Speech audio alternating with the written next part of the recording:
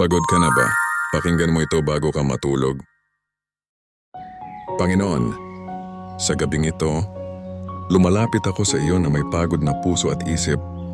Salamat sa bawat araw na iyong ipinagkaloob, kahit minsan ay mahirap. Lord, narito ang iyong pangako.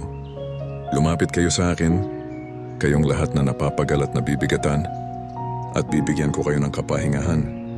Mateo 11:28. Ibig sabihin, hindi namin kailangang dalhin mag-isa ang aming mga problema.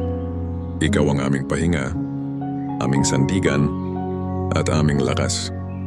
Ngayon, ibinibigay ko sa iyo ang lahat ng aking alalahanin, ang takot, pagod, at mga hindi ko kontrolado. Punuin mo ang puso ko ng kapayapaan at bigyan mo ako ng mahimbing na pahinga ngayong gabi. Sa iyo ang lahat ng papuri at pasasalamat. Amen.